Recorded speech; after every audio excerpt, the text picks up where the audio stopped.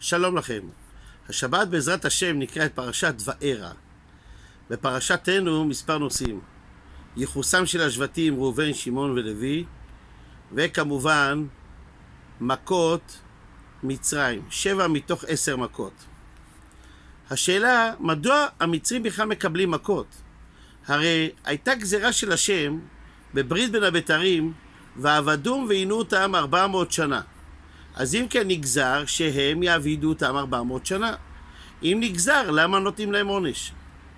חז"ל מתרצים, כתוב ועבדום ועינו אותם, ולא יהרגו אותם, ולא יטביעו אותם ביאור. הם הלכו ושחטו והטביעו ונהנו מזה. על כך מגיע להם עונש. אנחנו שמים לב, ואומרים את זה בהגדה של פסח, רבי יהודה היה נותן בהם סימנים. דצח עדש באחיו. כל אחד יכול לעשות ראשי תיבות, דצח חדש באחיו. נחמד, דם צפרדע הכלים, ערוב דבר שכין, ברד הרבה חושך בכורות. האם יש להם משמעות מעבר לסימנים האלה? חז"ל מצאו דבר מופלא. בכל מכה ראשונה מהסט, דצח זה דם, עדש זה ערוב, ובאחיו זה ברד, הקדוש ברוך הוא אומר למשה, השכם בבוקר. בכל שני מהסט, בדצח זה צפרדע, בעדש זה דבר, באחיו זה הרבה, הקדוש ברוך הוא אומר למשה, בוא אל פרעה. ובכל מכה שלישית מהסט, זאת אומרת קינים, שכין וחושך, אין התראה. פשוט בא ונותן את המכה, בלי להתרות בו. יוצא שיש פה מין מחזוריות כזאת. אברבנאל מוסיף ואומר, שכל סט של מכות דצח יש לה משמעות, עדש משמעות אחרת ובאחיו. על דצח, קודם כל, איך פרעה בהתחלה כשמשה אמר לו יהיה דם וכו', מה הוא אמר לו פרעה? מי השם אשר אשמע בקולו? בסוף מכת קינים הם מודים ואומרים אצבע אלוקים היא. אז למה אתה משהו בשלושת המכות הראשונים? בשלושת המכות השניים פרעה כפר בהשגחת השם. לכן דווקא במכות האלה בעדש, ערוב דבר שכין, יש לנו את הביטויים והפלאתי והבדלתי, כדי שתדע שיש השגחה על העם ישראל. יש מי שמקבל מכות ויש מי שלא מקבל מכות. בסט השלישי באחיו, בכורות זה משהו בנפרד. ברד הרבה חושך, הקדוש ברוך הוא מלמד אותו, אין עוד מלבדו. אין עוד אלוהים אחרים. זה לא שיש כמה ישויות. אין עוד מלבדו.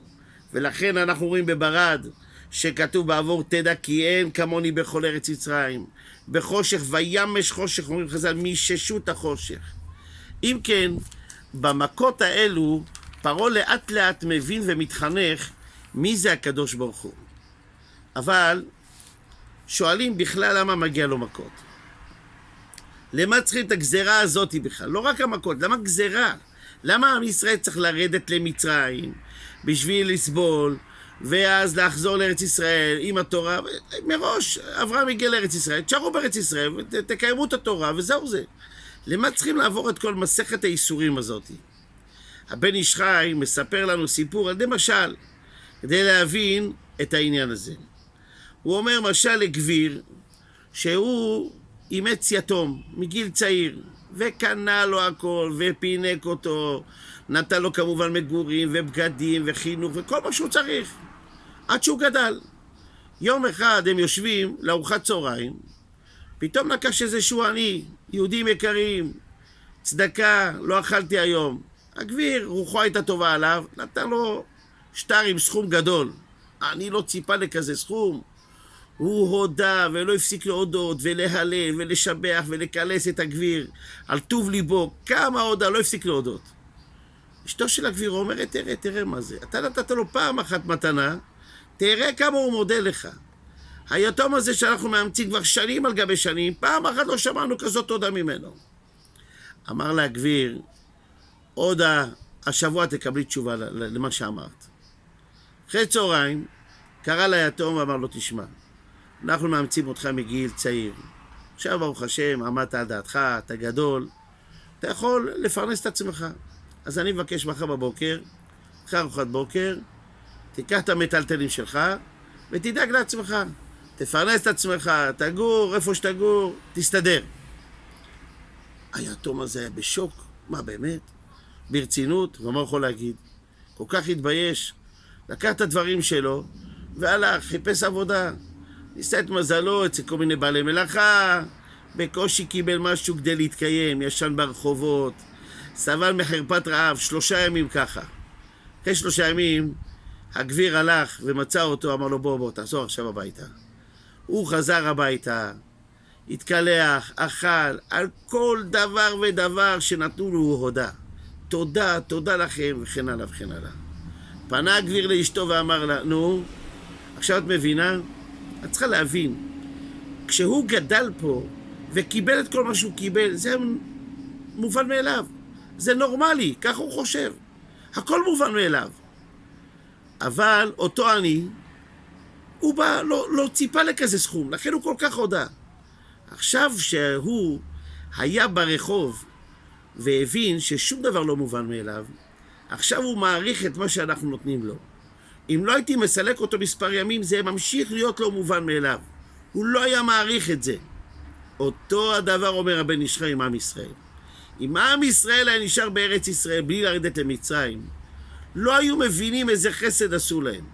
זה נראה להם מובן מאליו. מובן מאליו שאנחנו צריכים לקבל וכו' וכו'. רק אחרי שירדו למצרים, והם סבלו וראו כמה קשה, אחרי שהם חזרו לארץ ישראל עם התורה שקיבלו במדבר, עכשיו הם יודעים להעריך מה זה ארץ ישראל. לפני כן לא היו מעריכים. לצערנו הרבה פעמים אנשים רואים את האור רק אחרי שראו את החושך.